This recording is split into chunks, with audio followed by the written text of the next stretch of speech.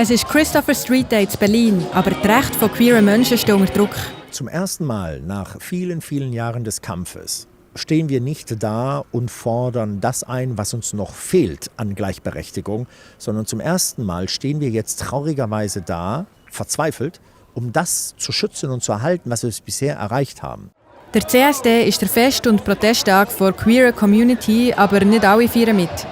Im Bundestag hat die Bundestagspräsidentin entschieden, dass man in diesem Jahr nicht Flaggen zeigen aus Neutralitätsgründen. Ein Teil des Parlaments hat gegen das farbig protestiert, aber auch der Bundeskanzler findet die neuen Regeln gut. Der Bundestag ist ja nun kein Zirkuszelt. Dabei bräuchte es gerade im Moment ein starkes Zeichen für die Rechte von queeren Menschen, für Vielfalt und Offenheit. Der Hass auf queere Menschen nimmt zu, auch queerfreundliche Kaffee und Beizen werden immer wieder angegriffen.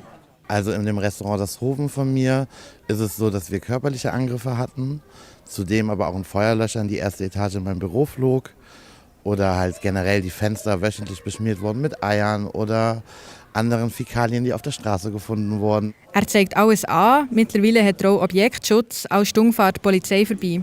Das Klima hat sich allgemein verändert, nicht nur im farbigen Berlin. Was wir in den letzten 2 Jahren in Deutschland erleben, ist eher eine Art gesamtgesellschaftlicher Rollback von queeren Rechten. Wir haben letztes Jahr über 45 Angriffe auf CSDs in ganz Deutschland erfasst und gemonitort. Dieses Jahr sind wir bereits bei 30.